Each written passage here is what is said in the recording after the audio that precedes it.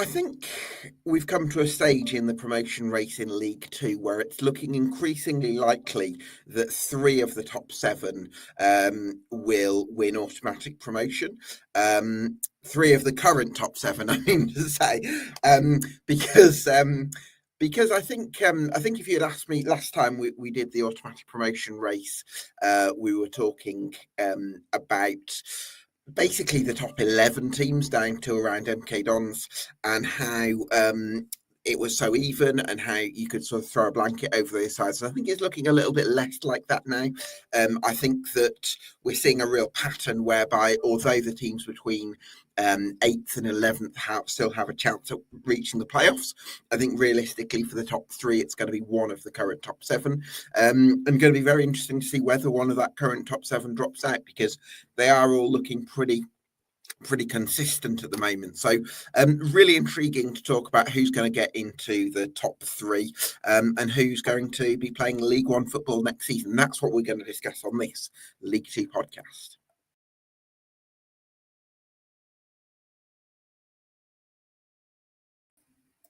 Yes, welcome along to EFL Debate. You could do us a massive favour by getting subscribed to us on YouTube and on Spotify, because that would help us out a lot. In a minute, I'm going to bring in my first guest of the evening, which is Simon Ward from Walsall Fan TV. But for now, I'm joined by my co-host, Ed Walker, an expert on all things 4th tier. Sorry, I think I've poked myself in the eye. Sorry. Oh, that's okay. Sorry, I'm all right. I'm there. Okay, we're all good. And we're also joined by Chris Windsor of Dizzy Up the Guy on Twitter, a Bradford City fan. Good evening, gents. To you, Ed, first of all, do you agree with me? Do you think it's going to be 3 from 7 in terms of the automatic promotion race? Well, there's definitely only 3 teams that can go up automatically, Gab, as you said at the start, so that's good to go with. A bit of insight to the very beginning. I enjoyed that opening line. Yeah, I think we've kind of seen what we... Cutting edge insight here on EFL Debate, Ed. That's what it is. Of course. I think we talked a while back about Salton, the purple patch, having thought it was going to drop off. I think we're seeing that now. They have kind of thought away. They need to get the consistency back up to get into that top area. Grimsby, I think, are another one who could maybe still push top 7, because I do like them when they're at the top level. Everyone below, well, MK Dons, we'll see what happens at MK Dons, but they've still got a big gap to make up. And Chesterfield, I think, are just a bit too hit and miss with their injury list. So, yeah, I would echo that thought. I feel like we might have the 7 that are going to be the 7 as it goes. Although there is still a chunk of the season left, and you never know. League 2 likes getting someone in there late on, don't they? So we'll see what happens with that. Chris, you're someone who's got skin in the game as a Bradford City fan. We'll come on to the Bantams in more detail later in the show, but what have you made of the current sort of challengers outside Valley Parade for automatic promotion? Anyone in particular caught your eye? I think that you've probably hit the nail on the head. I think when you look at all the top 7 currently, I do think that you're absolutely right, that I don't think there will be anybody else who rides that. I've been a fan of Wimbledon for quite a while, as you well know. I think I've mentioned to you in the past that they do seem to kind of grind out those results. I feel that there is the word that we last time when I came on that we talked about was consistency, and that where there wasn't any consistency, I think we're starting to see, certainly in the run at current, certainly I would say in January, where we are starting to see that little bit of more consistency from the top teams, and I do feel that they're trying to push away. Obviously, Walsall are having a few little issues at the moment, but I still feel that they're just too far to catch, and I think we're still talking about them as first in this league. A question on that, actually. How big does the sample have to be for Walsall before we start saying they could actually get dragged back into the promotion mix? Because they're on 3 games winless at the minute, which I don't think is a lot. If it got to, say, 5 or 6, would that be the point where you think, okay, something's not quite right here?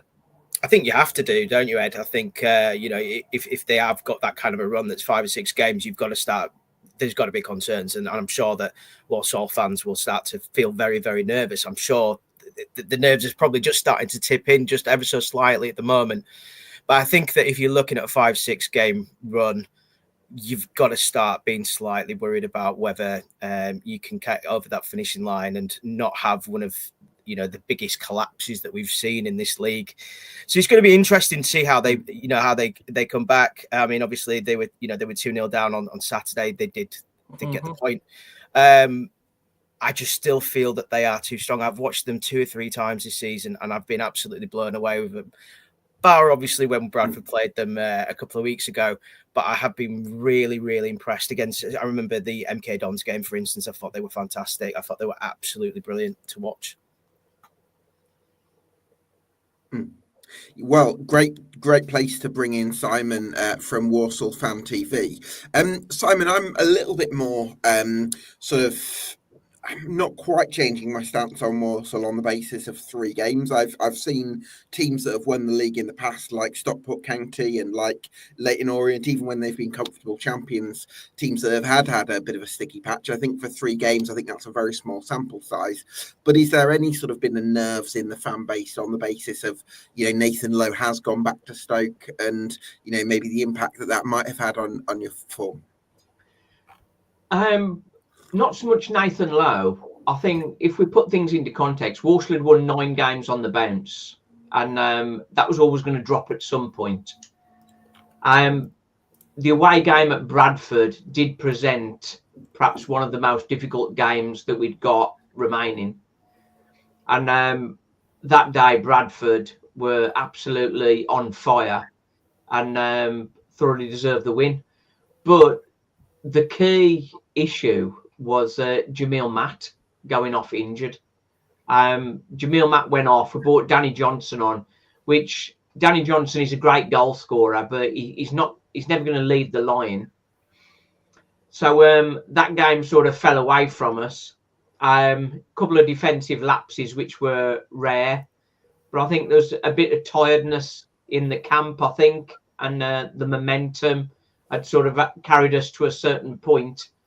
And then coming up against a very informed, energetic Bradford team was the one that sort of broke the run. The following game, away to Fleetwood, a bit of a bogey team for us, as you know, because they beat us 6-2 at our place. And then again, without Jamil Matt, we've never looked as good when Jamil Matt's not started. And the hold-up play up front was sort of missing. When Nathan Lowe was there, he did some of that job, but that's a big miss having Jamil Matt out, and then obviously without Nathan Lowe being there either, you've got nobody up front who can really hold the ball up. We had put Ethan Wheatley in, which is the new signing from Manchester United. It's his first loan spell, and the first couple of games, it's clear he's a very talented guy, but it's very early days for him. What kind of striker is he, Simon? Is he a big guy? Is he quite a mobile guy? He's tall. He's tall, reasonably quick, and got good feet, and he's got an excellent finishing record. But had just gone 19 against Arias adults sort of thing. He got pushed about a bit, and that's something he'll need to adjust to.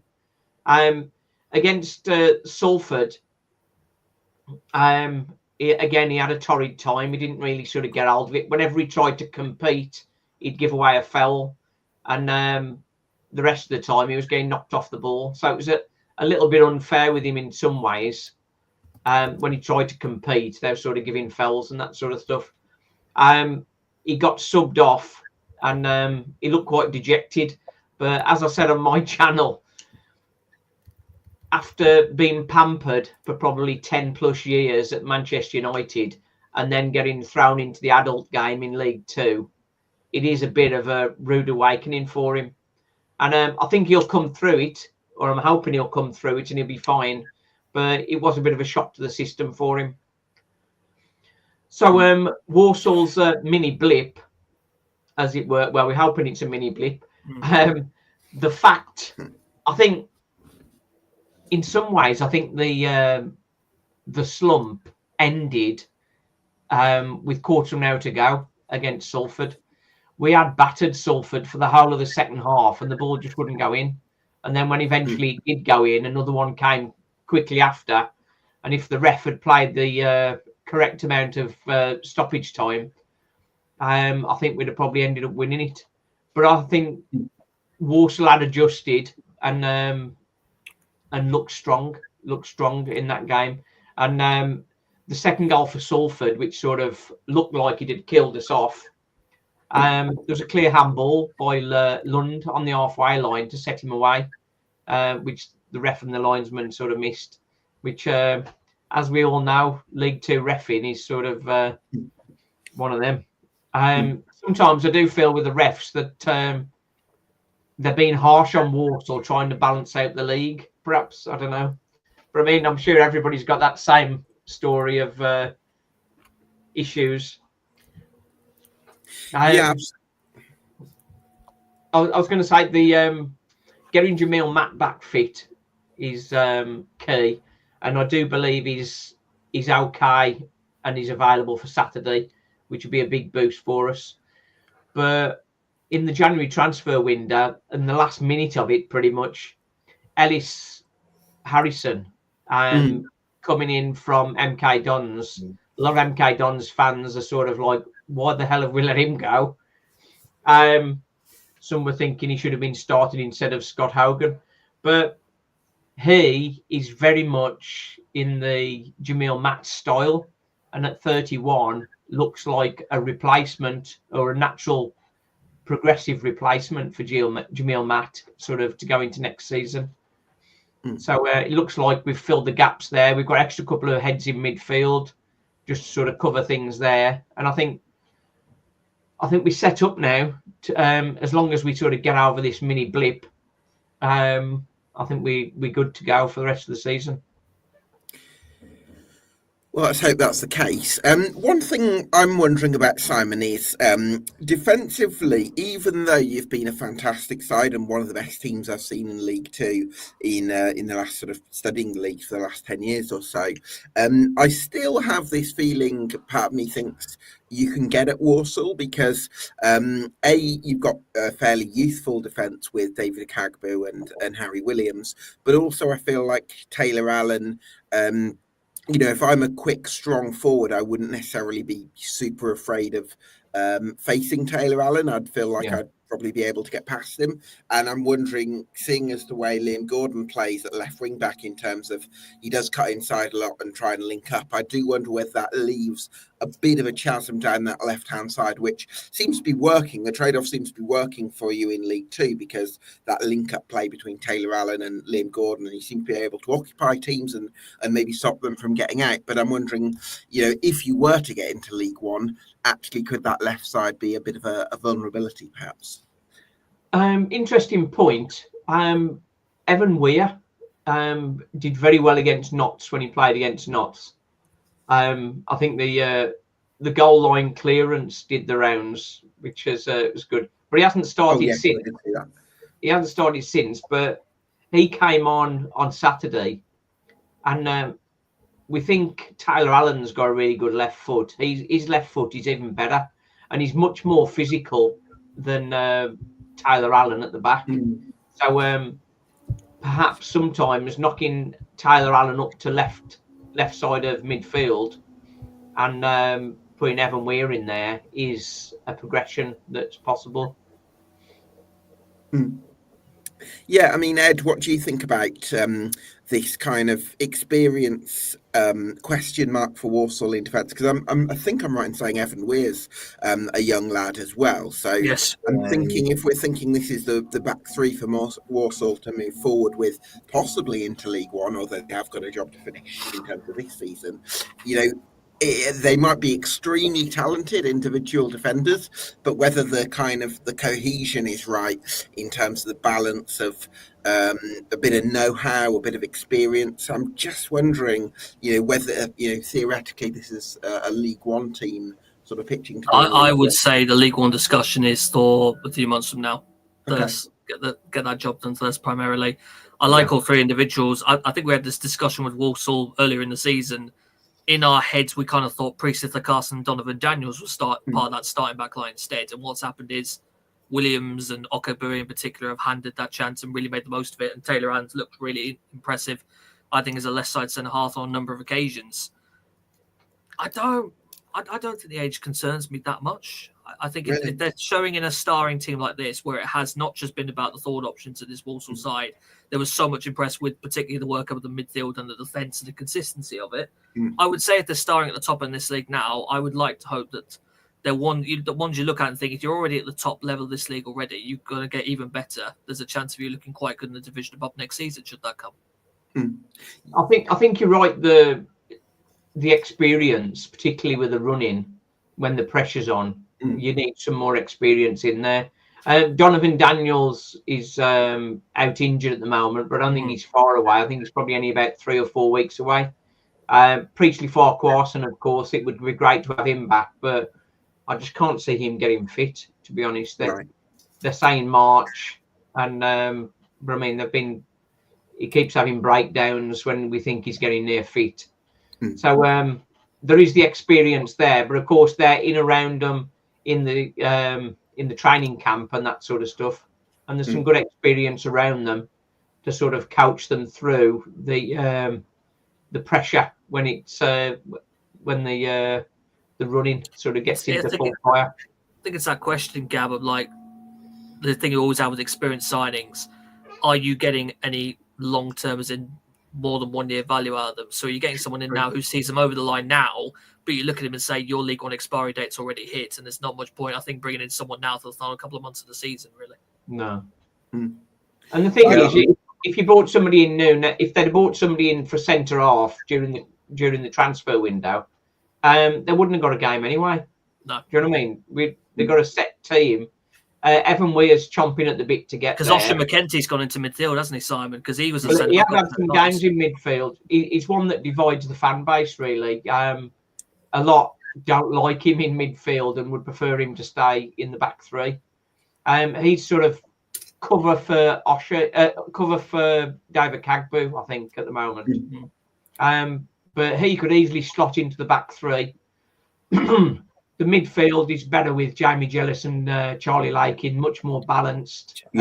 By the way, Simon, I love Ryan Stirk this season. Just the ground that he covers, like being able to cover those defensive bases, but also being able to go and press. Sometimes he's just got so much energy, and he's one. And I think of the three, they work so well. Whether that was with Oshie McKenty, but also with Jamie Jellis and Charlie Lakin, they just complement each other beautifully because they don't stop running, do they? Well, that's right. Question for you, Gab. Alfie Chang, what do you know about him? He's joined us. I think he's similar to Lakin and Jellis, I think. I believe, obviously, even though I'm a Birmingham City fan, he's not played loads for us, but I believe he's quite an all-action midfielder. So in a three-man midfield, I reckon he'd probably play as one of the 2-8s. So you've certainly got lots of competition there, haven't you? Because you've got Jack Earing, who we've not even mentioned. Well, Jack Earing's injured. Oh, he's injured, sorry. George Hall's similarly injured as well, isn't he? Yeah, people joke that Walsall's midfield's made up of Blues players, and to be fair, they got a point, mate. Apart from Jamie Jellis, really, it's a lot of very Blues heavy that was Walsall. Right, former Blues, yeah, former Blues, yeah. All right. Simon, can I ask you quickly? I think one thing that was very interesting for me was when we played you, was I was very fearful of your pace going forwards, but actually I felt that we're quite slow at the back. I don't know if you agree with this, I found that you were quite slow at the back and really, really struggled with our pace. Was that just an off day, or is that a constant problem for Walsall? Generally, Liam Gordon and Harry Williams are both very, very quick. But for the third goal, Liam Gordon got turned, I think, and so he was sort of off his feet, really, almost. And struggled to get back. And I think that's what's got us. We've not really struggled for pace at the back, but really we've not had teams break on us with that ferocity in hardly any of the games. We've been sort of pressing on teams, and then when they've been on top, we've been fairly compact at the edge of the box and not conceded many shots. Being caught out at that point is quite rare for us. So that's why I think Bradford did that very well. They sort of did a warstle on us, really. Yeah, I do really want to bring in Daniel Pearson in a moment, but I can't let you go, Sam, without asking you about Connor Barrett, because I've absolutely loved watching him this season, because he's got this sort of the kind of hybrid of running styles, right? He's on the one hand, he can kind of glide with the ball in a really delightful way, like the ball's sort of glued to his foot, but then he can also bring that explosivity to his game in the final third, where he just knocks the ball ahead and then really powers onto it. And I think when you've got that kind of threat from your wing back, you become a much more rounded team and much harder to stop. So, yeah, I mean, he must have been a delight to watch at the Bescot this season, right? That's it. I think he's been marked more heavily in the last couple of months, Right. which shows giving some room for other players, of course. He combines well with Jamie Jellis as well. That's why I think where Oshie has played in the number 8, he hasn't combined with Barrett anywhere near as well as Jamie Jellis. So I think we tied those up again against Salford, and that looked much better. Looked much more balanced team. Connor Barrett, yeah, he's for the first season in the EFL, he's had a very good season. But I mean, at times maybe he's tiring a little bit. And again, I think the Bradford game, I think it was there's a few tired legs at the worst possible time, really. Sort of, and similarly against Fleetwood, we had a few players drop below the level that they've been maintaining. So it's just if we can get back to that on Saturday, because the run of games we've got in February do look winnable. So we've got Gillingham to play at home, Morecambe away. So we've got some games there that we should be okay with, I think. Well, you've certainly earned yourself a bit of leeway with your incredible form so far this season. So Walsall have been amazing to watch this season. I think everyone connected with the football club should be incredibly proud. Just before I let you go, Sadler's going to go up as champions?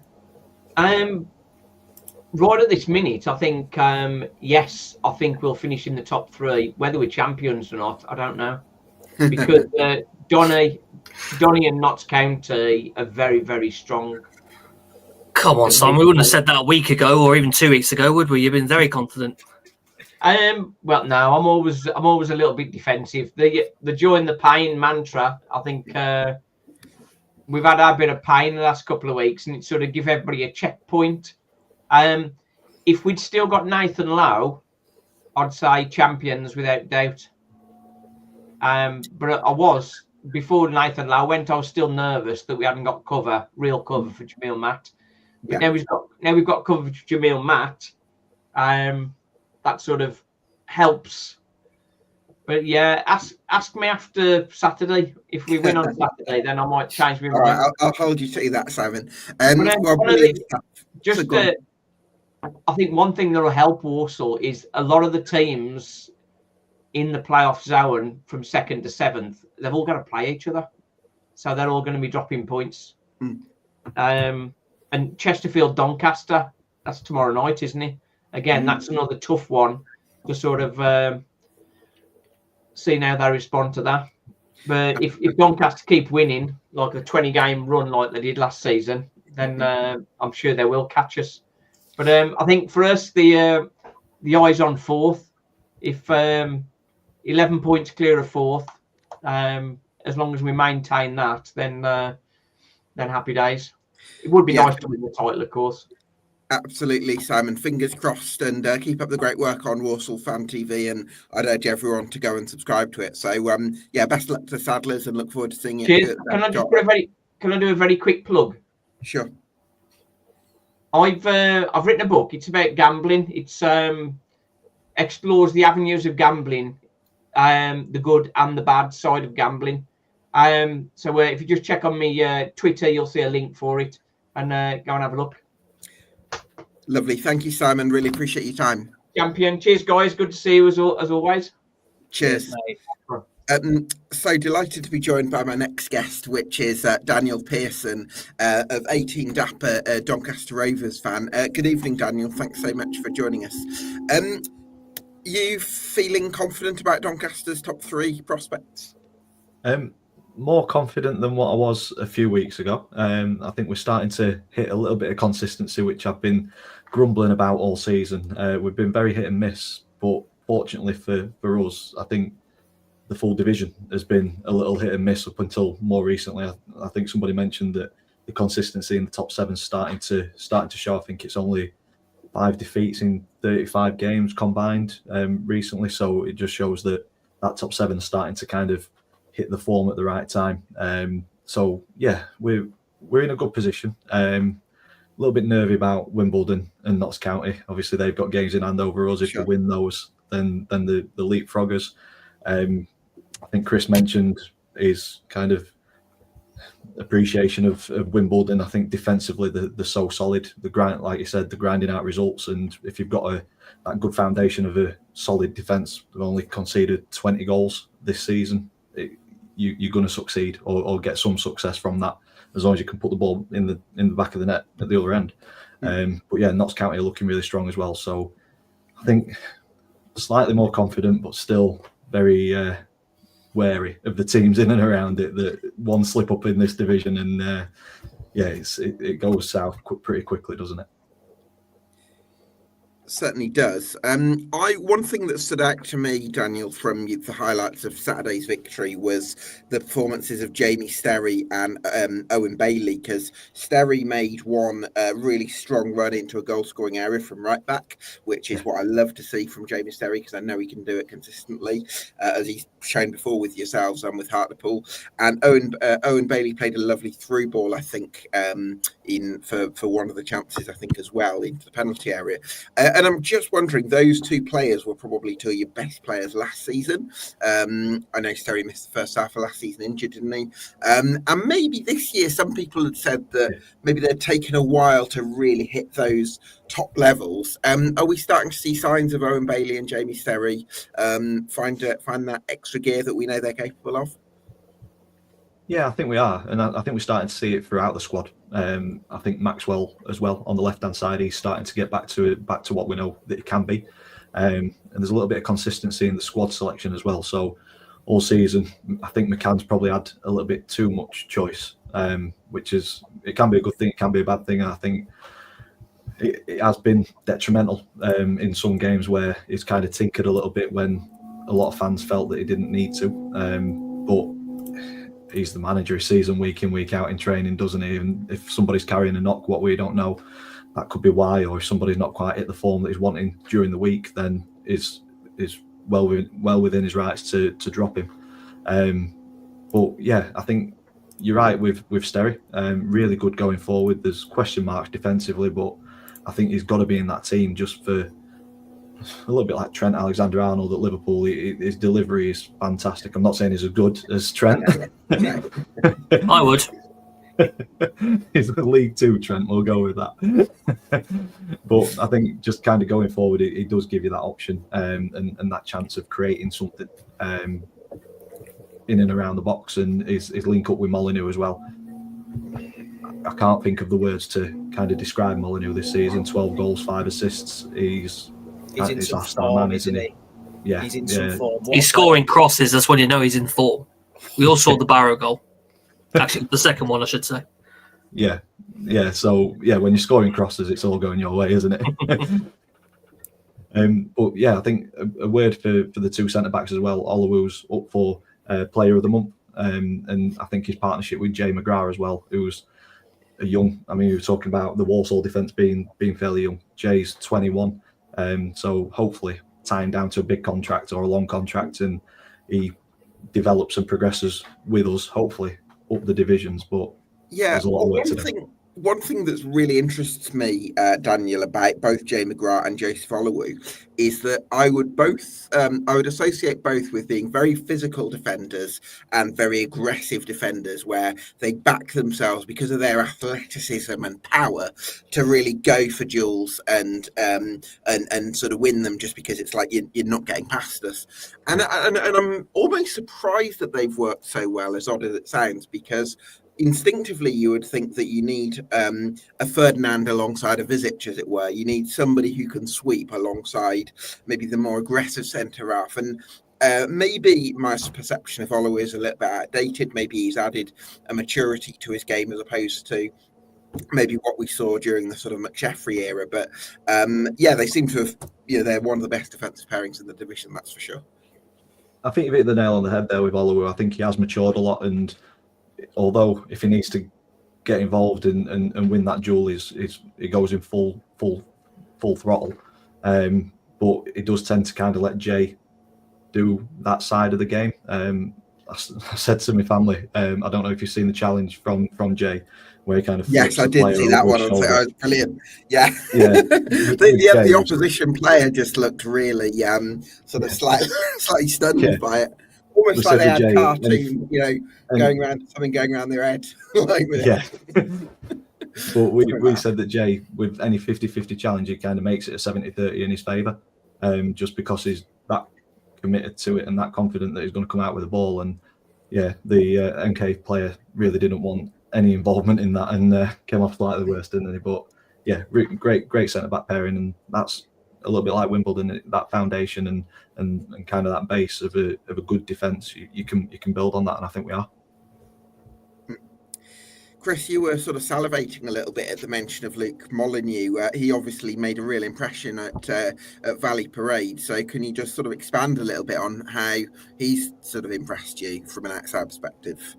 I think when you look back at, when he even we go back to when he was at Hartlepool, I think that it was a real coup when Doncaster did sign him. I expected that he would be in League One.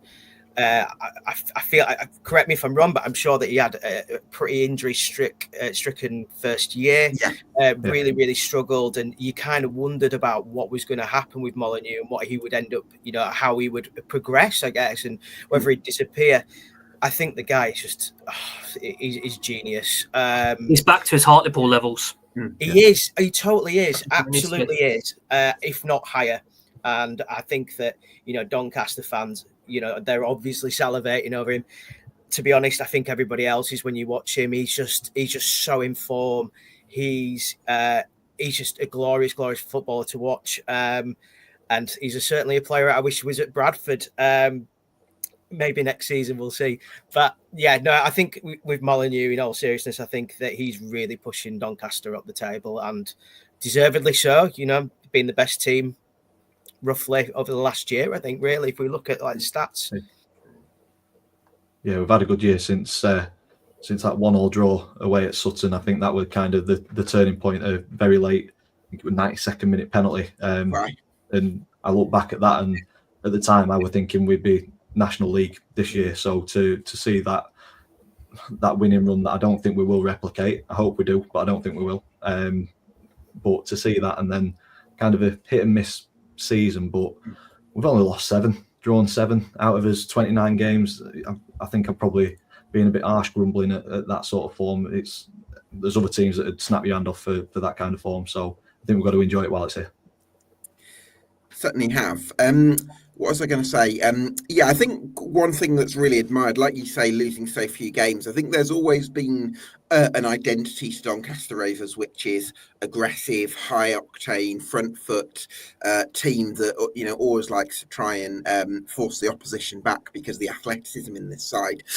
I get it, but at the same time, maybe in possession this season, you've maybe been a little bit inconsistent, or maybe not quite at the level that maybe Grant McCann would have ideally wanted. Are you seeing signs that maybe with the addition of Charlie Crew on loan from Leeds, that you could find that extra gear that we've all been looking for Doncaster Rovers this season? Yeah, it pains me to say it, but because he's a Leeds player, but he is absolutely fantastic. We're having a conversation on Saturday about Matty Craig, because I do think we potentially missed out on him in January. It sounded like we were in for him as well as Mansfield, and he kind of pushed us on last season from January, and everybody were hoping that we'd get him back this year to hopefully do the same. I think we've got better than Matty Craig, I really do. Charlie Crew, he covers so much ground. His box to box, he'll pop up in little pockets. His passing ability is unreal. Is certainly one to watch for the future, and I think he'll be playing at a very high level. And to make an international debut at 17, you know, Mug doing that, and is showing the quality that he's got at this level, and for his age, he's not frightened about getting stuck in as well. It is a joy to watch. So yeah, I think he could be the player that kind of makes the difference between us potentially in playoffs or in the top three. So do you think his arrival has kind of stopped Owen Bailey being maybe the key midfield man? Because that was kind of the opinion I had, that really since Matthew Craig, and even to a point where Matthew Craig was still there, Owen Bailey's just all-action approach really made him a valuable asset. And I wonder now, have you felt this season he's maybe not been quite at that same level of importance in the team? Yeah, I don't know if maybe getting the captaincy has had a bit of an impact on Owen a little bit. I don't think he's kind of hit the levels that he did last year. It could be tiredness. I think he's played about 50-odd games last year, and then he's not missed a game this year. We've said a number of times it looks like he's ready for just a spell out of the team, maybe just a game, just to give him a breather. But then he'll pop up with a decent through ball, or he'll just be really involved in the game, and you just think we can't not have him in there. But kind of to share that load with Charlie Crew and Patrick Kelly as well, I thought he was phenomenal on Saturday. Just loads of energy between him and Charlie, and then kind of Owen's just there to support them through it. I think that's a really good middle three. Certainly is. So do you reckon Doncaster are going to get the top three then, Daniel? You've got to back your team, haven't you? You've got to. Tomorrow night's massive. Like Simon said, Chesterfield away, they beat us 3-0 at our place, so we have got a score to settle on that one. I think they got beat late on last Saturday. I think it was quite a late goal at Cheltenham, maybe. Can't remember if it was Cheltenham or. Yes, it was Cheltenham. Yes, it was, wasn't it? Yeah. So yeah, they'll want to kind of bounce back from that, and they're not out of the playoff picture, are they? So no. They need to get the points to kind of keep the pressure on the teams above them. So is there any eye on Palace on Monday? Because the last League Two team in the cup, are you looking at that as kind of an occasion with the Premier League side coming? Because there's a little bit of me that thinks they put that's an upset territory, especially with the fact of it being at the Eco Power. I just wonder, the way you're talking sounds like Thursday and then the league fixture the weekend afterwards, kind of more on my mind than it. We just kind of enjoy Monday, whatever happens, that happens. Yeah, for me, and I don't think I'm kind of alone in this thinking. Monday's a free hit. I'm frustrated that it's on Monday. Mm-hmm. I think we've been done over massively with that. I think it should have been for you nowadays, sadly. Yeah, it should have been one of the Saturday or Sunday televised games. And I'm not saying that just because I'm a Donny fan. I think if it was any League Two team, lowest ranked team against a Premier League team, yeah, it's not a glamorous tie. It's Crystal Palace, but it's a Premier League team, and I think to move it to a Monday night is a bit of an insult to the lower leagues, to be honest. It'll impact us gate. There's no trains running because there's a train strike, so the Palace fans have got no way of getting home, and they've only put it on iPlayer, so we've lost £85,000 roughly just from it being on streaming rather than on main TV. And I think to get rid of the replays, if that's right or wrong, that's a complete another discussion. But it just seems like wherever possible, they're going to take money away from lower league clubs, and it frustrates me.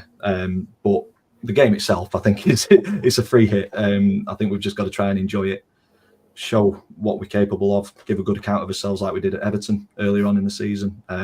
If we bloody some noses and cause an upset, fantastic, and then see who we get in the fifth round. But I think the bread and butter is the league, and we need to be in League One and continue progressing like we have done over the last year or so. So for me, league is a focus. FA Cup's just a bit of a fun day out, hopefully. Bit of a treat, yeah. Yeah. Absolutely. Well, we wish you well, Daniel, and look forward to catching up soon. And everyone go get subscribed to 18 Dapper on YouTube. Quality stuff. Thank you for having me. Top man. Cheers, Dan. Appreciate that. We will be joined by Port Vale fan Lauren in a moment, but for now we're joined by Casey Rennicks, Port Vale fan, not Notts County fan even, getting my black and white promotion chasers mixed up. Notts County fan Casey Rennicks, how are you, mate? I'm good, mate. I'm good. Obviously, apologies if you can hear any background noise. I am on my break, but no, I'm good, mate. Thank you for having me. How are you? Yeah, really well. Thanks so much for taking the time out of your work to join us. Hope we don't get you in trouble. Uh, um, listen, I wanted to talk to you about Notts County because the impact of Charlie Whittaker, who signed from Everton in January, because there was a suggestion that you might miss Dan Crowley and the sort of the vision and the sort of creativity that he provides. But actually, I'm really liking the way Whittaker drops into sort of the deeper midfield areas and really opens games up with his agility and skill. Well, yeah, look, I mean, again, losing Crowley, any team's going to suffer from that. But I think Whittaker, it's took him a little bit of time to obviously bed into the team. Of course, it's his first, move in men's football. Obviously, academy football can only take you so far. I think League Two is a whole different ballgame to the Premier League, Premier League Two. But I think, especially on Saturday with Whittaker, we obviously had Gillingham away. First 10 minutes, it looks a bit shaky, but the game that followed was absolutely superb. I thought he was brilliant. I agree with you. He drops into that pocket really well, and I think it allows McGoldrick a lot of space as well. I mean, we all saw the chip. We don't need to go through that again. But yeah, but Whittaker, yeah, he looks like he's really starting to grow into it. And I know Stuart Maynard was full of praise of him after the game as well. He deserved it because he did have a very good game. Certainly did. I feel like Notts County is starting to look like a really balanced team, and quite clearly for me, the second best team in the league behind Walsall, and even above Walsall, you could say, if we're going strictly on recent form. Although I like to take maybe a longer view, but I think that on the one hand, you're still playing a lot of the great football we saw last season. On the other hand, and I think we probably discussed it last time you came on the show, Casey, there is just this real defensive resilience about Notts County, which we didn't see last season. 100%. We definitely have got the balance right this season. I mean, you can play fluid football, you can make it look pretty, but at the end of the day, last season we were doing that and not really getting the results because we were so leaky, mate. It was almost like broken pipes at the back. But this season, it's just completely changed. We've kept that fluidity. We've got players that look better doing it as well. So you likes of George Abbott, for example. But then at the same time, we've also got a back line that you can just trust in now. I mean, you don't even obviously you've got Alex Bass, but you look in front of him, you've got Matty Platt, Jacob Beddoe, Rod McDonald. I mean, Platt and Beddoe were free transfers, and like I said on Saturday, they have absolutely no right to be that. I mean, both of them you could probably sell now for a lot more. Obviously a lot more money. Not for free. If only somebody had recommended Jacob Beddoe in the summer. I know, yeah, I knew you was gonna. Yeah, I'll give you your flowers for that, mate. But no, honestly, this season I feel. Even with the fixtures we've got left, I don't fear any of them. I know we've got Port Vale away next week, and we've got Doncaster coming up at home, etc. But I don't fear any of them. I think it's as good a time as ever to get promoted out of this league. The quality is not exactly world beating, and I feel like we are one of the best teams in there, mate, because we've got that balance now. Yeah, absolutely. One question I did want to ask you, Casey, was Rod McDonald, because if you speak to a Carlisle fan, they would say he's probably actually a decent defender at heading balls out of the box and doing the meat and potato stuff, but don't ask him to be any good on the ball, in terms of having the ball for long spells, and don't ask him to get himself in foot races, in wide areas. And the Notts County, playing right centre-back in a back three for Notts County requires him to be good at both those things. So I suppose even off the back of good seasons at Crewe Alexandra and Harrogate Town, I'm kind of surprised at how he's become, sort of quite almost a regular starter for Notts County and clearly settling into it well. So has that caught you out? Are you a little bit surprised at how well Rod McDonald has been doing? 100%. I mean, to be fair to Rod, like, he has had some shaky games there, but when you're a left foot centre half playing at right back, you're going to have some hiccup moments. I think, again, obviously, we can't ever escape a full season without, injuries. And where we've been hurt most is the right centre half, with obviously Lucas Ness, Lewis Macari, both sustaining long-term injuries. But, I mean, Rod's really, really fitted in quite well. I mean, like I said, he's had a few shaky games, but Saturday, again, I refer back to Saturday a lot, and I probably will again further on in the time he's speaking to me tonight. But Saturday, he barely put a foot wrong, and that's what you need as well. I mean, if it's anyone's place in this back three, that's probably a bit jeopardised. It is probably his, and with performances like that on Saturday, you'll probably say he's got it safe for a good few more games coming up. But like I said, mate, some games he's had some really, really shaky moments, some misplaced passes, and there's been a few growing towards him. But Saturday, I mean, a prime example of how brilliant he can be. So I can't have any complaints at the minute about any of the players, mate. That it actually feels quite nice to say that for a change. It really does. Absolutely. Ed, what have you made of Notts County? Do you see them as the second best team in the league? Oh God! Don't start making me pick ranking teams based on their actual positions. I'll speak positively about them anyway because I do love it, and I just find them deadly. Just multiple sources of goals. We all know the qualities Jatta's got. Having him for the end of the season, sensational. We'll see what happens from there. It feels like my Traore is basically succession plan part 3. We went from Langstaff to Jatta. See what Traore comes down the line and what he can offer to this team. Jody Jones back fit, massive. Greg Abbott, absolutely love him in the middle of the park. David McGoldrick is just himself, just standard. Just know exactly what we're getting with there.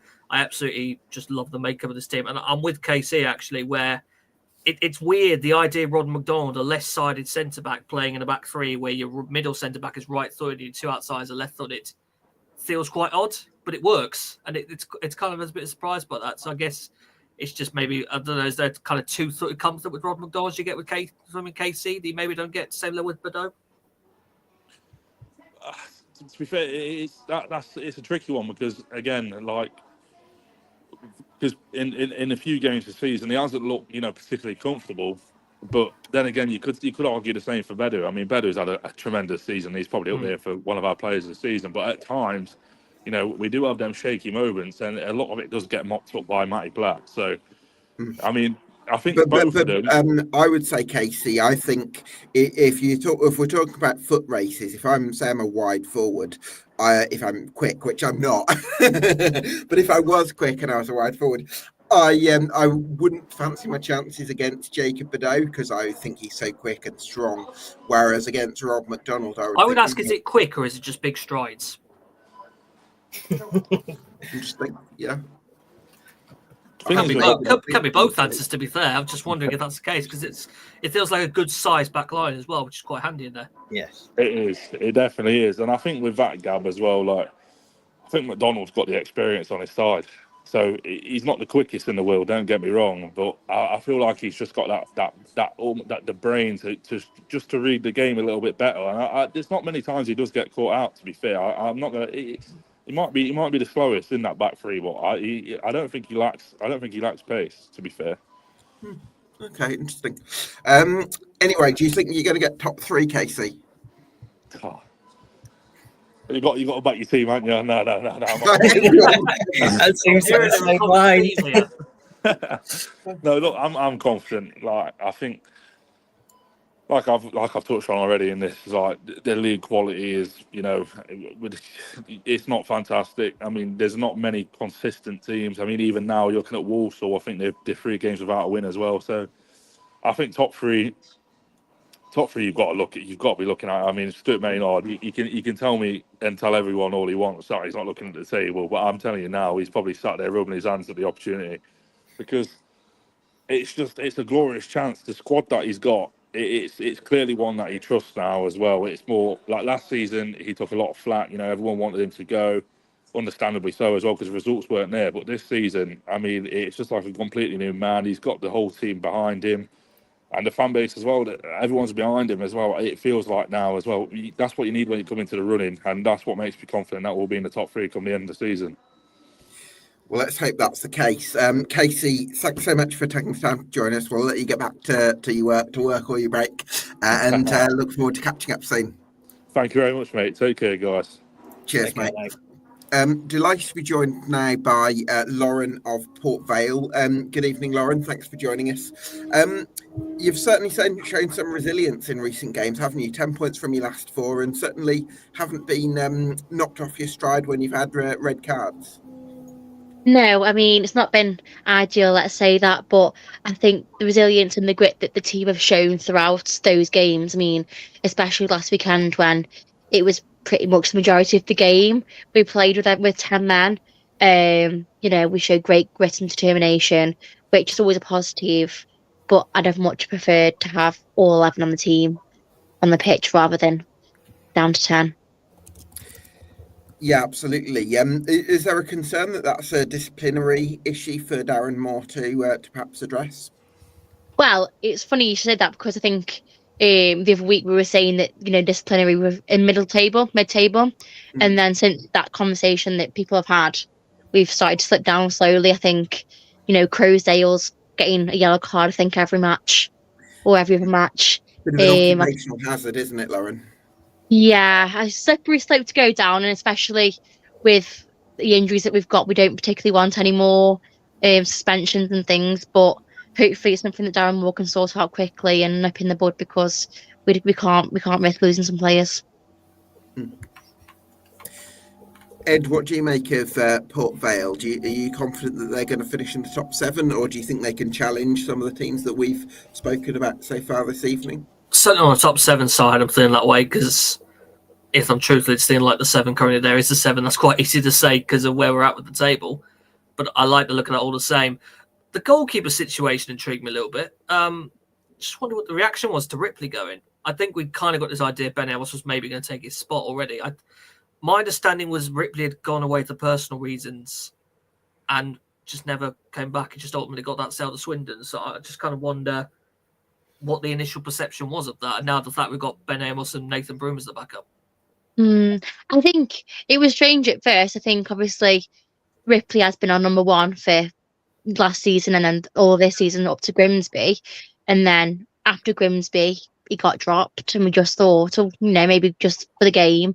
Then paternity leave happened, and then next minute we know he's off to Swindon, and that was kind of that. So it came to a shock to me personally. I know there's been mixed messages and mixed emotions from the fans with his departure and things, but I think at the end of the day, he has saved us more times than he hasn't over his spell at Vale, and that can't be denied and can't be contested because he has pulled us out of games. I'm thinking back to Bromley away this season. He pulled off some magnificent saves to keep it in 0-0. So, yeah, I think a bit of confusion from the fans. I'm a bit sad to see him leave, to be honest, because he has done so much for us. He has saved us quite a few times. Bit of a strange one, but Ben Amos has obviously took his space at the moment, and he's proving to do all right. So, yeah, long may it continue. Yeah, absolutely. Loza, I've felt with Port Vale this season that you recruited to have 4 strikers at the beginning of the season, and then in the end Darren Moore went with a 3-4-3, and then more recently it's gone back to a two up top with Jamie Stockley and Laurent Talage. I'm sure Darren would argue that having the personnel to be that flexible and play different ways and adapt to circumstances is a massive strength, and it gives you loads of squad depth, which again, huge advantage at this level. There's also part of me that's kind of thinking I'm not really seeing an identity to Port Vale sometimes. I'm just wondering, is that something you'd like? Isn't that Darren Moore thing, tinkering? Yeah. It's kind of thing we've seen with Moore. Absolutely. I think there's been quite a few games, especially prior to Christmas, where you'd see 5-6 changes every game, and there was no kind of solid and solidity side. I think since Doncaster, he has tried to keep kind of a similar sort of side, and he has gone with that front two of Talai and Stockley. But I think with that tinkering, what's helped massively is having Ben Garrity back in the team and having him available, because we went through a phase where we had not many midfielders, and we had Croasdale kind of running midfield with Byers out and Garrity. So I think tinkering was there because we didn't know which midfielder to go with and what midfielder suited which game. But I think obviously now having Garrity back is so pivotal in our team and our game. I think that's kind of might shown more that we need to do that too up front with Garrity just behind. I'd also say getting a proper left wing back in Jaheim Headley, I just like as an addition, because never really felt who had that left hand side. James Shorrock, nice to have a youngster in there, but I don't know if he's really of a level to be the main starter at the left wing back yet. And little bit surprised about Conor Grant getting released because I kind of thought he had maybe still a backup spot in the team, but for whatever reason, he's been moved on. So I guess are we finally got Mitchell Clark back, but I'm not sure we have. Didn't he pick up an injury last night? Or... Yeah, don't know. I think it looked like an extension of his knee. Okay. But he's just not had the greatest of times at the moment with injuries. Just ask you quickly about Ryan Crosdale. So obviously, I think pretty much every team in League Two were after him in the summer. Sounds like he started off really, really well. There was a lot of praise for him. How's he been performing the rest of this season so far? I think you could ask 99% of Vale fans, and they would tell you that he would be the player of the season if we called it now. He's Mr. Consistent. He just gets the job done, whether it's quietly or not. And I think when he came to us from Stockport, a lot of their fans were saying that he doesn't like to get up forward and he kind of like sits back. But more recently, we've been seeing Crosdale running into that box and making those ones to create, which has obviously been quite a pleasant surprise for us. But no, absolutely fantastic, and you can't fault him. I mean, maybe I'll fault the amount of yellow cards he's getting, but I mean, at the moment, he's doing a thankless job on the team. Are you nearing a stage of giving up with George Byers? I hate to say it, but there was such a buzz. Okay, maybe giving up is the wrong word, but is there kind of maybe this acceptance that he's just not going to sadly have that fitness to properly light up the season before it's done? It just seems to be a consistent issue with him. Yeah, and I think I'm still hopeful that the second half of the season is going to be his season, but if for whatever reason it's not going to be, I'm more than happy we've got Garrity, Crosdale, and Rakeem Harper in there. They'll do a good enough job, but obviously I think any Vale fan would love to see George Byers in the team, but at the same time, you don't want to risk him getting injured again and things. So I think it's just monitoring his minutes as much as we can, as much as we'd like him to be playing every minute. Yeah, I'm hoping George Byers becomes a Port Vale legend. So you rename a stand after him, and you can just crop for the Bicar stand. You can just cross out. Yeah, let's not do that. Bit of a bad joke there. So Lauren, do you think Port Vale are going to finish in the top 3? Do you think you've got what it takes to push automatic promotion, or do you feeling you might be more of a playoff side?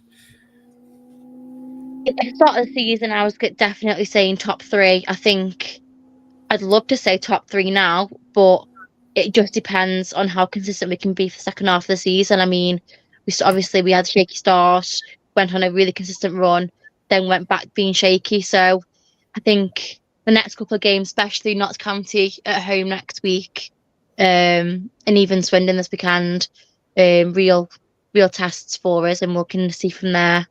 But yeah, I think top 3 would be amazing, but definitely top 7. Brilliant stuff. Well, look forward to seeing how things go. Thanks so much for joining us, Lauren, and best of luck for the rest of the season. Thank you for having me. Thank you. See you later. Cheers. Well, from one side of the A500 to another, now joined by Tom Boone of Crewe Alexandra. Tom, thanks so much. PSV, by the looks of it. Thanks so much for joining us, Tom. What are you making of Crewe's promotion chances after that 1-1 draw at Harrogate last time out? I think it's taken a bit of a bump, hasn't it, the last sort of few weeks. I think January's sort of been it's been building on sort of these brilliant bits of individual moments and sort of allowing ourselves and our structure to keep us in games rather than convincingly winning games. And I think if you had have asked me after the Bromley game, I would have been unbelievably confident of us sort of really staying in that top 3 battle. And sort of now by the end of the month, a few games later, not to be too reactionary, it does sort of feel like we're almost heading towards how we were last season in hanging on to the playoffs and sort of looking behind us rather than ahead. Yeah, absolutely. One thing that because I watched the highlights of the Harrogate game, and one thing that kind of stood out to me is even though you've got some brilliant defenders, like I think you could go to any of the back 5, Zach Williams, left wing back, having a really solid season. Max Conway, of course, right wing back, even though he's normally played on the left. Mickey Demetrio, of course, Jamie Knight-Labelle. I'm also feeling like, despite having brilliant individual defenders, I don't really think that you've got that kind of super destructive midfielder that's really breaking up play and is really sort of switched on defensively. So I'm almost surprised. Maybe I'm wrong in that assertion, but yeah, I'm sort of surprised that with that, despite that, you still have this brilliant defensive record, which I suppose is testament to the goalkeeper and the defence. I think, yeah, I mean, you raise a good point, and I think if he was fit and available, it probably is Connor Thomas who does that exact role you just described, isn't it? And I think his fitness record has obviously been a bit of a, an unfortunate circumstance for us at pretty much his entire time with us. And I think, yeah, we sort of rely on the way in which we structure ourselves. And I think it's the opposite of last season. I think last season we started games quite poorly, but had this ability in us to come back and had this ability in us to fight back. Whereas this season, it's sort of the opposite in that we're really, really smart at the start of games. We're really structured, really organised, and we approach games in a good way from the start and from the off. But we seem to switch off a little bit more later on in games, which has sort of been the polar opposite, and sort of the tactical tweakings of Ryan Dicker and Lee Bell have sort of been, I don't want to say our downfall, but, there are certain games this season where they have been to our detriment. Whereas last season, it was the sort of total opposite. And I think sort of the back end of last season and the form we were in, I think Lee Bell, especially with then the 5-0 dismantling by Chesterfield, I think has sort of, I don't want to say gotten scared, but I think has really gone defence first in his approach. And I think we base our games on trying to stay in games and trying to keep a clean sheet, knowing that we will have a goal in us at some point to try and get free or, 1 point. Tom, I'm getting a little bit worried about Max Conway, as in his position within the team. I think you've got too many centre-backs, as in too many who want to play. Because I look at it and you've got, Mickey Dimitriou's in there, but you've got Jamie Knight-Lavelle, who I like, Connor O'Riordan, who I like, James Connolly, who I like, Zach Williams, I still think more as like a left centre-back than a left wing-back. Agreed. And then you want to get Cooney and Conway as your two wing-backs, but you can't play like a back seven. So, and it feels like Conway's one that's being shitted out of his. I want him at the left wing-back spot because I think he's been great there. And it feels like he's sometimes having to slot in the midfielder out on the right. And I kind of want him as the main left wing-back instead of Williams. I think you're spot on in that, and it was sort of something a few of us Crew fans were saying that the re-signing of Connor O'Riordan is brilliant. He's a brilliant player. Yeah. But it was sort of James Connolly's been injured, and we know he's going to be out for an extended period of time. And so bringing him in from that point of view made sense. But in one way, it's already denied the pathway of Lewis Billington, who would have been a perfectly fine backup centre half, has filled in brilliantly when he's been available. But also, how many teams at this level have 6, centre halves that you would probably define as one of the better ones in the division? And I think, yes, we've brought Connor O'Riordan back in, and I think it is equally as sentiment as it is improving the team. Is that similar with Lowry? I think it's the same with Lowry. Yeah, I think Lowry possibly was a bit more needed, a bit more creativity, but I think it's played us into problems because you can't drop Mickey Demetriou because he's the captain and, in my opinion, the best centre half in the division. Zach Williams is one of our own and is the vice captain, so he's virtually indroppable in that sense. Vice captain now, really. Zach Williams, like 20. Right. I know it's the Crew way, though, isn't it, Gab? It's the Crew way. So it sort of feels like we have these sort of 3 or 4 undroppable centre halves, and Lee Bell isn't making a decision to drop one of them, and instead is shoehorning Zach Williams out of position. As a result, Max Conway's out of position, and so it sort of does feel like we have so many good defenders, but it could lead to being a problem for us. And I think you're spot on to sort of point that out, Ed.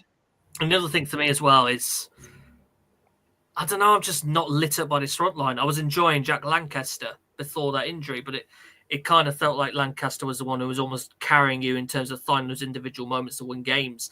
We always have the same discussion with Chris Long. Lovely ability, but you just can't trust him for fitness, sadly. And I think Hemmings has struggled likewise. And I've never really warmed to the idea of Shiloh Tracy as a striker. To me, he's kind of a loose forward. You'd have just encouraged to use that pace and pull maybe wider. So it's weird. I find Crew a little bit puzzling because I just think they've got too many personnel at the bottom end, which is affecting their midfield. And then the front line is just lacking that real spark, I think, compared to some of the other teams in this top 7 race.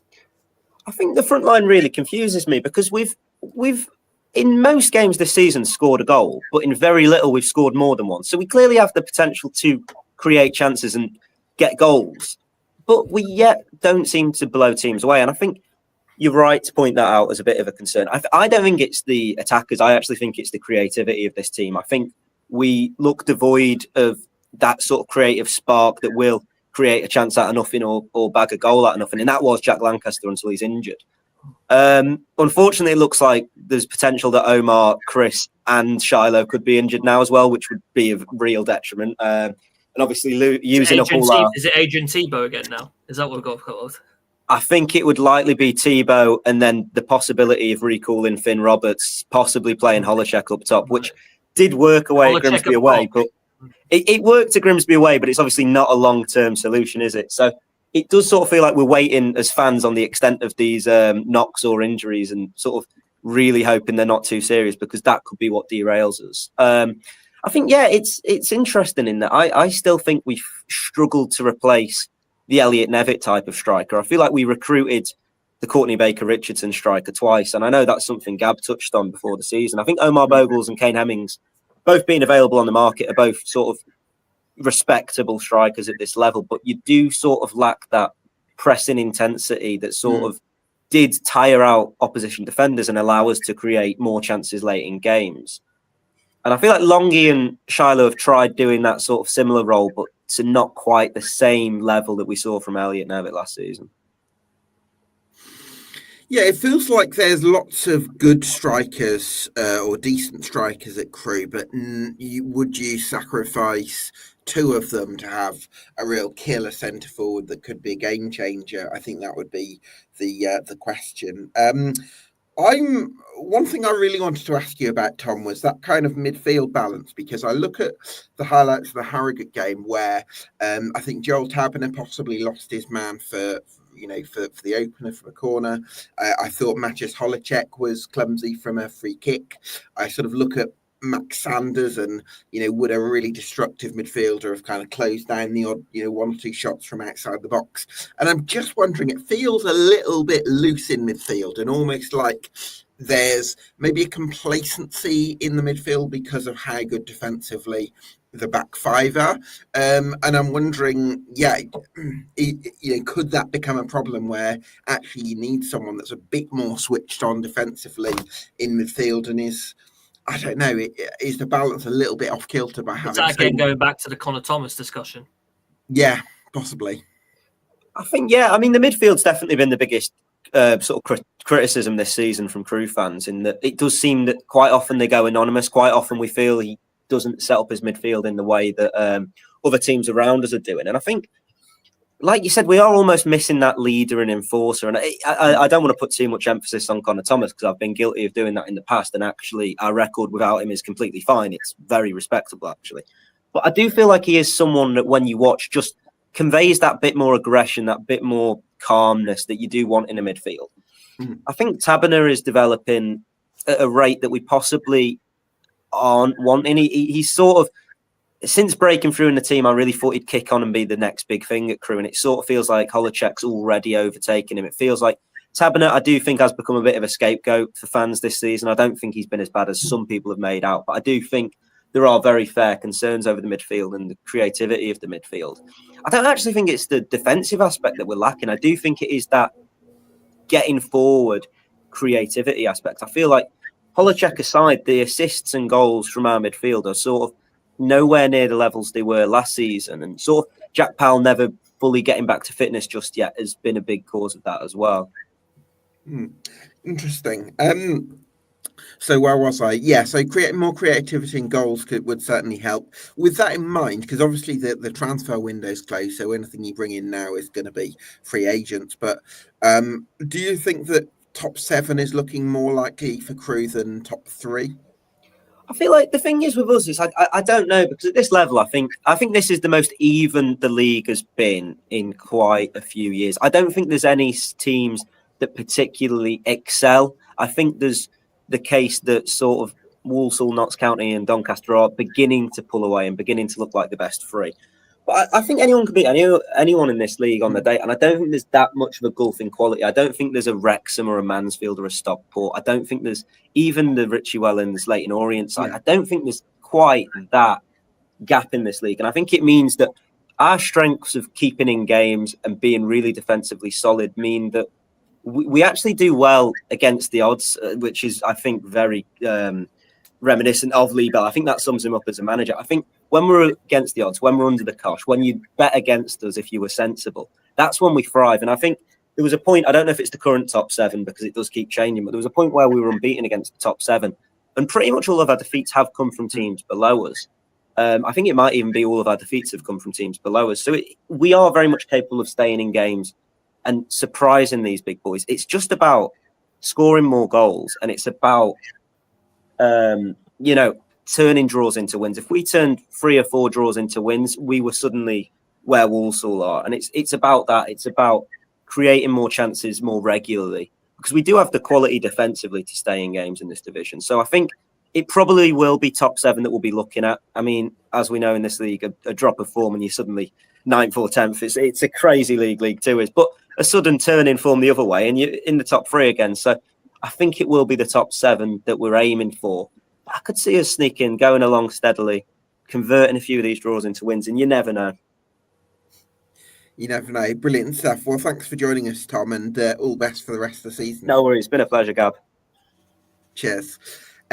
So, Chris, I wanted to come to you on Bradford City, an automatic promotion contender we've not mentioned yet. I've done a massive U-turn on Bradford City in the last month or so, as you know, just because of the impact of Alex Patterson and Anthony Sarcevic since coming in, and the energy that's come and the sort of legs that have come into the team. Yeah, I think, what was it, a month ago since I came on here, and I said, I feel there's something different. I feel like there's something different in the air. The way that we're starting to play football, we're keeping it down on the floor, Gab, which is, absolutely huge. But what we're doing is Is the pitch letting you do that at Valley Parade this season? Because it's been a state in past. Believe it or not, the pitch is actually okay this season. It's not it's not Albert Bartlett's field this season. But yeah, we're bullying teams. We're really bullying teams. As you know, we mentioned earlier on about the Walsall performance. I don't think anyone could believe what we were seeing. It was just something else, and something just feels a little bit different this season. I mean, obviously, we've just had quite a lot of guests on, and I'm listening to them. And I'm kind of like a little bit like, eek, maybe this is going to be quite difficult.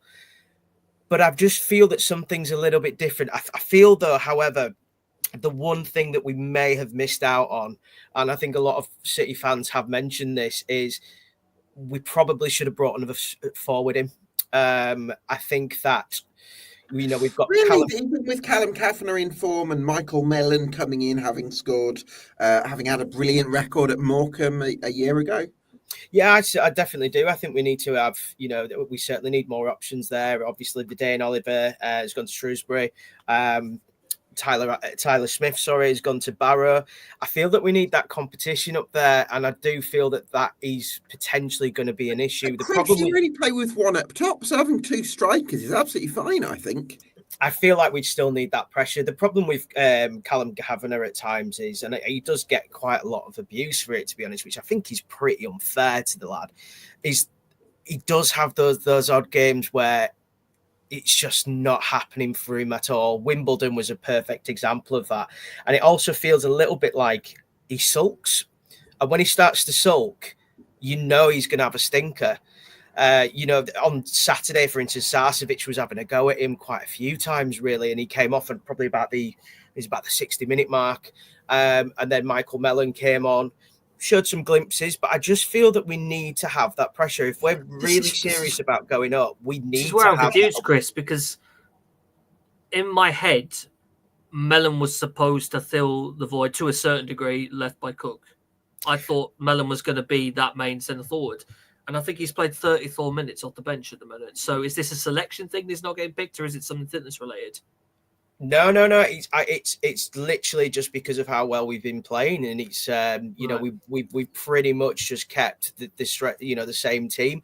I think we're just starting to tinker around a little bit. For instance, we massively missed Bobby Poynton on Saturday against Wimbledon. We missed his pace, we missed his his flair.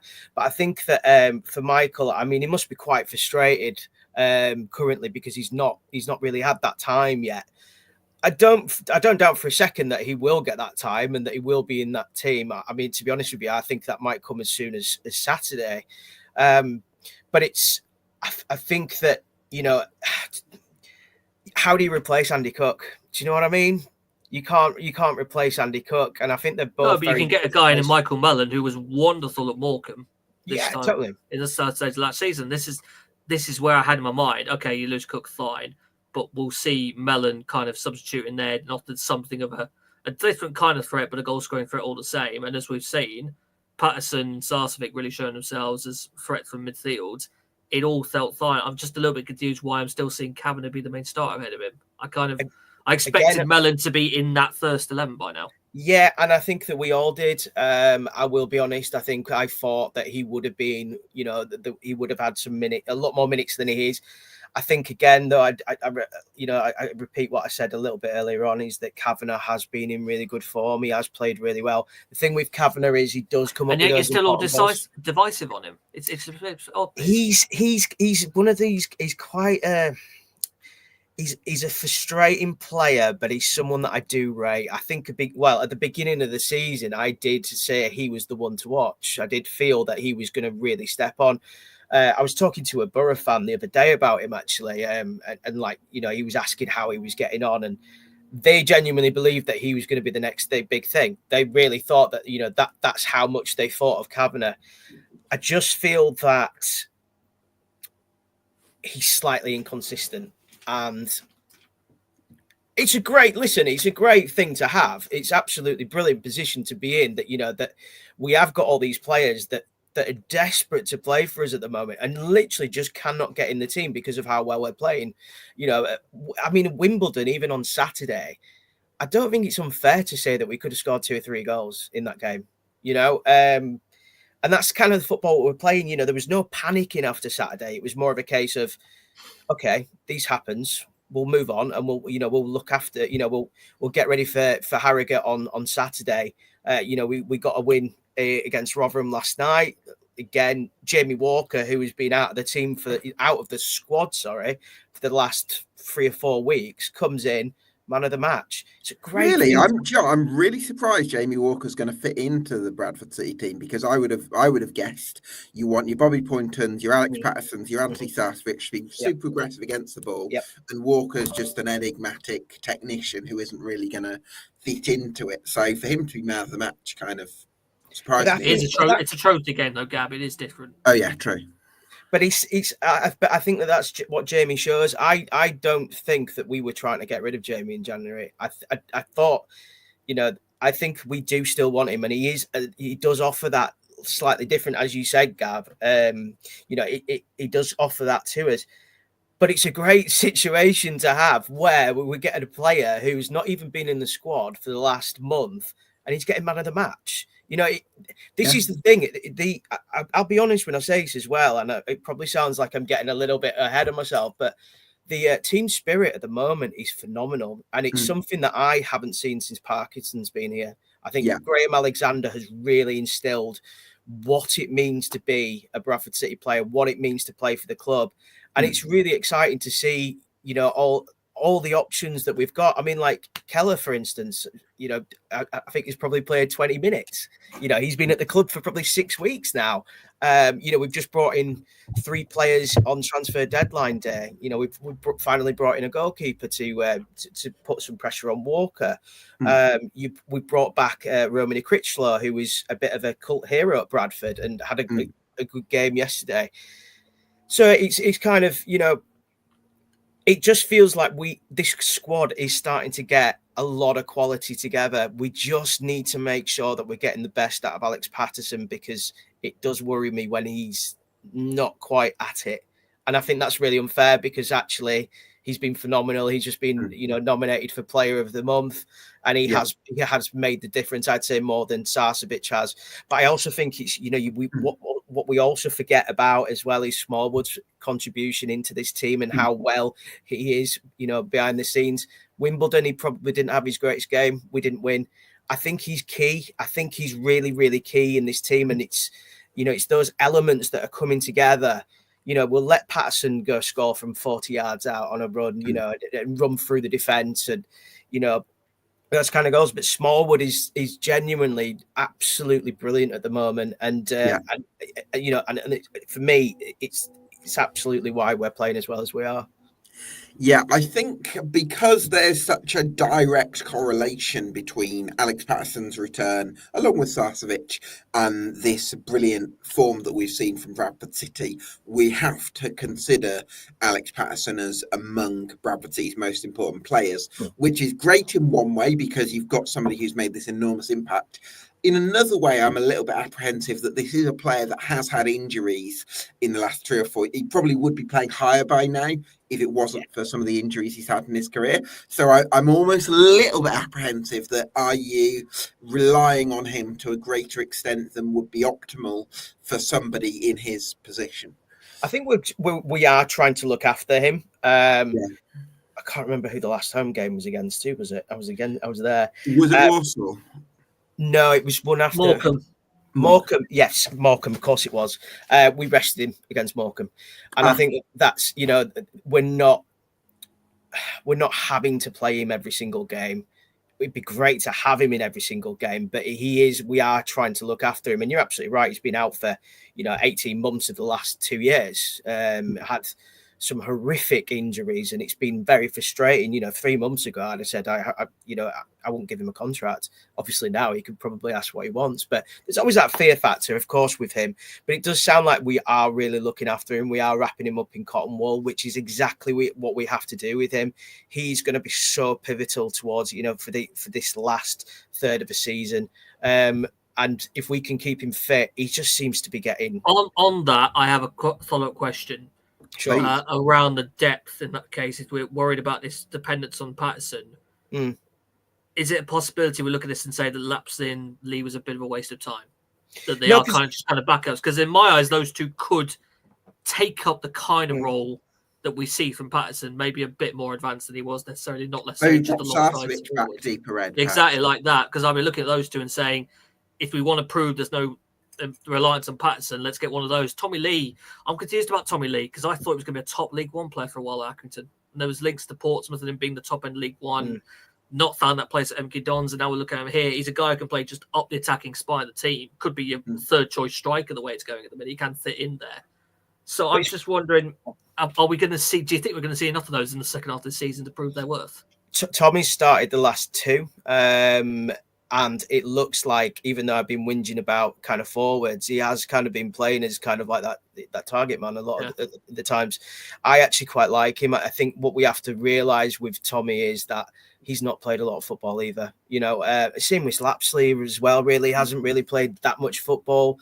Tommy needs to get up to speed. I don't think a Tommy Lee is a target man forward, Gab. I mean, I think of him as an auxiliary striker. I think he's best as an attacking midfielder, as a kind of just late runner into the box where you want him. Yes, he could fill in a striker, but I would say that's an absolute last resort. The idea of playing him like a target man, making him his focal point. Accrington Stanley had to play him as a striker. Yeah, exactly. He didn't have any strikers, but that doesn't mean that he was like that was optimal. So but I've always felt Tommy Lee and George Lapsley quite similar players because they're just really disruptive 10s, very energetic, and I quite like that under David Sharp there seems to be a continuity in the sense of what Bradford City are looking for. I don't think that was the case under the sort of previous kind of recruitment setup, if you like. Whereas now I've got a lot more confidence that Bradford City know what they want, and if you're a club that knows what you want, you can probably go and get it. I think what's really important on that as well is on David Sharp and kind of like the contribution he's made to the club. Graham Alexander said the other day, it might have been yesterday, where he said, we will be looking for another forward before transfer deadline day. However, we're not just going to go sign anybody. Gone are the days when we would be signing a Curtis Guthrie. Do you know? And it's kind of like, it's really good to see. And it's, there's been a lot of releases on transfer deadline day. There are a few strikers out there potentially for us to bring in if we need to do so. But what's also nice is that there is also a little bit more in the budget there, that if we do need to go into the free transfer market, then we can bring those players in. I just feel that Yeah, David Sharp, with what he's done so far, he's impressed a lot of people, and he just seems to have that knack and that ability that we haven't had for a long time. And I think it's fair to say, even before the current regime, I think even though we're looking at what could be a second playoff finish in 2 years or 3 years? When was the 3 years? The Mark Hughes 3 years. 22, you're feeling a lot better about this team going into the idea of a playoff campaign than you would the last team, even though we looked at that and thought Lightning, Thorm, Andy Cook, Scott Banks, influential as well. We like to look at those two individuals, but I'm kind of with you. I think I like this team more to go into a playoff campaign necessarily than what we just had a couple of years back. Yeah, I completely agree. I feel that, like as I say, there just seems to be something different. Entertaining. Bradford City are actually entertaining to watch as a football team at the moment. This is not something I've said for a long time either. You got 2 Wembley trips this season, Chris, believe. Yeah.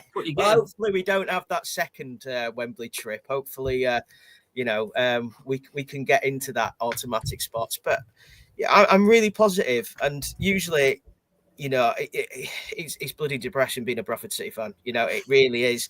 But something's changing. And actually, well, if you want to prove it, you've got your rivals at the weekend in Harrogate, or exactly. your rivals with the question marks. If you're serious, you beat them, because I know Harrogate tend to be a bogey side. They always beat us. I think is it one time we've beaten them in the last 8? So, yeah. Yeah, something like that. So, yeah, we've got that's got to be important. It's got to be important that we put a performance on, and I'd like to think that we can put a real performance on them. There are goals in this team. Finally, though, we can say that other players are starting to score goals. That's something we haven't seen for a long time. It's always been Andy Cook. I feel that now those different players are starting to come through and are scoring goals, and I just think we're going to get better. I say, honestly, I feel that there's something else there. I'm sure those are going to be famous last words, but I just feel that we're going to get that little bit better. Guys, I know I've kept you for a long time this evening, so I really do appreciate your commitment to us. If we can just keep you for an extra 10 minutes, just to round things off, because I wanted to ask you, Ed, about AFC Wimbledon. I had a thing they were coming. Yeah, we haven't been able to get hold of it on the show tonight, but I did want to talk about them because that defensive consistency, like Isaac Ogundere and Joe Lewis at the back have really stood out to me. Yeah, super impressed, because I'm not certain they've got their full strength of defense at the minute. It's a bit weird. I have this very clear idea that Joe Lewis and Ryan Johnson are part of it, but that additional third centre back has rotated a bit. We've seen James Ball substituting to there. We've seen Sam Hutchinson substituting to there, and Isaac Ogundere is playing there now. And in theory, on paper, it should be Ogundere because he's the actual centre back, and a lot of the other two have kind of been midfielders who've shown a bit of brings the defensive recovery pace and strength, doesn't he? Exactly with that. So I'm keen to see how that goes, and what does that necessarily mean for Hutchinson, who I quite like has come in as an impact as a free signing, and what does it mean to Ball when he comes back? Whether he loses his place, so be it. Alistair Smith runs that midfield. He is fantastic, and they're extremely important to them. Their wing backs are wingers at heart, and I like that because they're attacking. That's exactly what I want, because that security to get behind, with the fact you've got Reeves and Smith as your midfield pair, I think just works quite nicely for that. Ed, I tell you what, Ed, Jake Reeves coming back is a massive thing for AFC Wimbledon, because he's just an upgraded Callum Maycock. I like Maycock, but he's not Jake Reeves. Well, he's just not the same type of player, and I think what you get with Jake Reeves, and he did this for Stevenage as well, because he looks after the ball so well. He offers something different. He allows them to control games in different ways. So you've got this really industrious, close-knit team, but Jake Reeves offers that little bit of assurance and class, and the way that he used the ball, and his quality deliveries is brilliant as well. I think he's the one that really could be the difference. And then you get into the front men. Matt Stevens, what a pit bull of a striker he is. That's the best description of him. He's got that really brilliant stocky build to him. Bagil back, great focal point, really handy. I'd love those two as a pair, but the fact Josh Kelly's come into there to play a little impact, who's taken a little while to get going since coming off a league from Solihull Moors, and now looks quite good in there. I'm still quite keen to see what Marcus Brown could do, because we're looking to someone to kind of fill that void left by Romain Sawyers, who had a great impact at the first start of the year. Brown should be that. should I be. think so. I think they're going to be at their best when they've got Marcus Brown in the number 10, then Omar Boudjil, who I absolutely love, alongside either Matty Stevens, who's probably would be him given his incredible form this season, or maybe a Josh Kelly if Stevens is unavailable. But I think that dynamic of the three, where you've got the creativity of Brown, the physicality, but also a little bit of creativity with Omar Boudjil and how selfless he is, and then the poacher who's constantly running onto things and hassling and harrying. I think that three is the one. I think when you put three strikers up there, I think it feels a little bit imbalanced. Whereas when you've got Marcus Brown behind two, I think the balance and the sort of equilibrium. But I think there's also a chance to mix it up and put extra man in midfield, maybe get James Ball back in there, or stick Maycock in there, maybe see a little bit of Miles Hippolyte if he comes to feature anymore. Yeah, and if you had a two of Begiel and Stevens, I'd still think that's a great. I'm still quite sweet on Reeves and Smith. I think that's I agree. I think that's a quality midfield pairing. So yeah, AFC Wimbledon very. Do you know, I'm probably going a bit high. I did have AFC Wimbledon pegged as a similar level to Crewe a few weeks ago, but they've actually gone up in my estimations recently, and I'm now seeing them. There's a clear source of goals with Wimbledon. If you look at them before the game, you say Stevens will score, Begier will probably score. You might find Tilly getting in the goals, or even Noiseville getting in. The issue is, I think we've had with Crewe, even talking to Tom, was kind of like, we don't really get how they've got the goals they've got this season. It's the sense I'm really getting, because it feels like they're chopping and changing constantly with that front line, and someone's just pulling out a moment, and it doesn't feel as convincing as, quite frankly, to be honest, any of the other ones in the top 7 at the minute. Yeah, I'm thinking if for the teams, the 4 teams below the top 7, I think Crewe would probably be the ones where you would look at and think we could maybe catch them. But in terms of AFC Wimbledon, just to finish off on them, Chris, what did you make of them on side? Were you able to watch the game in some form? If so, what did you make of the Dons? Very, very, very organised. One thing that we've been doing really, really well at the moment is cutting teams open. Certainly, at the back, I felt that they understood after probably about 40, probably a second half really, what their task was to do and how to kind of eliminate any kind of process and attacking going forwards. And that's certainly something I haven't seen for a while. Patterson probably had his poorer game since he's come back, but we were just talking about Jake Reeves, for instance, and I just absolutely love the man as well. And it's such a shame that his run at Bradford ended like it did. He was out for 2 years with an injury. I mean, that's crazy amount of time for 2 years. Just think what he could have done if he'd not had those 2 years out. Yeah, absolutely, and I think I'm really glad for him that he's doing it at Wimbledon again, and it seems to be his spiritual home. And I really, really just. Yeah, I just phenomenal. He's just such a good footballer. He scored. He helped the assist. He just looks. I mean, it's the crazy thing with him is he's so small, but he's so powerful. He just looks like there's nothing about him, but he's such an enigmatic player that he reads the game so well. He can see those passes going, where he needs to put the ball and I think it is part of, the reason why Wimbledon are doing so well. I genuinely think Wimbledon finish in the top 3.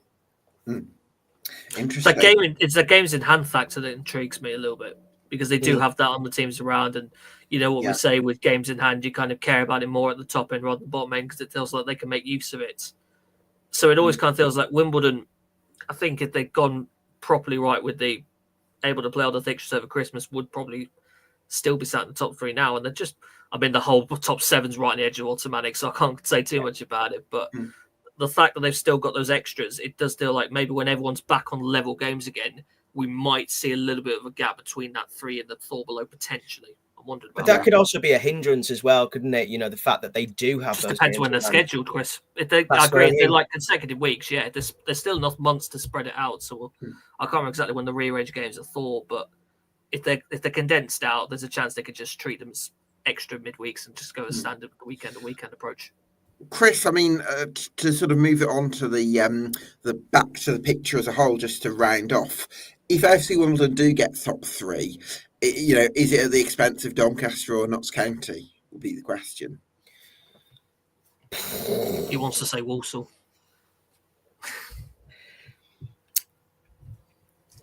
I don't know.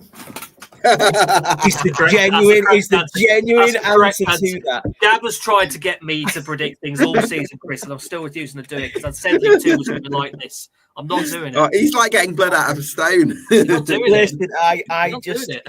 I just think, yeah, I just don't know. I don't know if we can do that.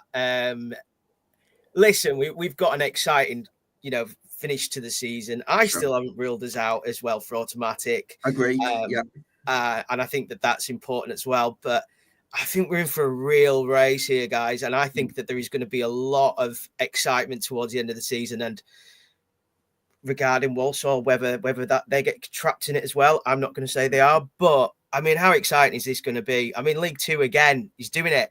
One final exciting. question to you, Gab, actually. Go for it. MK Dons. Have you lost hope? Because that group can't miss out on top 7. I don't want to be Lindsay if they miss out. He really has built an I incredible totally group of agree. players together. Where am I with them? I think on paper they've got a top 3 squad. Definitely. They've got a sort of an embarrassment of riches. And it's just about whether it clicks, because there seems to be a bit of a mental block at MK Dons the last few years where whatever's there on paper, they've not quite been able to sort of translate it. I mean, if we say that Crewe, I think we've sort of reached a consensus that, of the current top 7 who are looking pretty strong, Crewe would be the likeliest to drop out. So then that would mean that if we take that, MK Dons are 10 points off Crewe with a game in hand. If they won that, it's 7 points, and I mean, they could put a run together, but also it is a big gap. And I'm not sure I see Salford or Grimsby quite finding the consistency required to come in there. So it is down to Chesterfield and MK Dons, and I'm just not seeing enough form from those. I'm thinking the top 7 might stay as it is for now, but with some flexibility, because I do see a world where Crewe could drop out, but they have got that rock Are we solid. wrong in counting Salford out of this? I don't think Salford are good enough for the top 7, no. Why, would you disagree with that? No, I think you're right. I think you're right. I think you're spot When on with that. when I went and watched them beat Accrington and MK Dons during the Christmas period, I did look at them and think there's a decent side in there. It's got a very clear style, a very good kind of asymmetric shape that's very clear both in and out of possession. I don't know. I kind of wonder a little bit about it. A little bit. I don't think the midfield makeup's quite to the level it wanted to. But the individuals in there, we're seeing some form with Stockton. Having Negru back at the end of the season is handy for him. They mixed around with the goalkeepers again. I kind of believe they could stay on the periphery because I've just seen the last couple of games. Yes, they blew that lead to Walsall, but also there was a fight back against Bromley, for instance, where they can show that character to get themselves back level again. So I've seen a level in those 2 winter games where I think they could still disrupt that race again before the season's done. Interesting. It's an intriguing one to me. Well, there we go. Well, that just about wraps it up. Guys, a bit of a longer one than usual, so thank you so much for taking the time to join us. Don't take it for granted. Thanks to all our guests this evening. Thanks to you for watching at home. This has been the EFL Debate League 2 podcast. Get subscribed to EFL Debate if you've enjoyed this one on YouTube and on Spotify, because that would help us out an awful lot. And we'll see you again next week.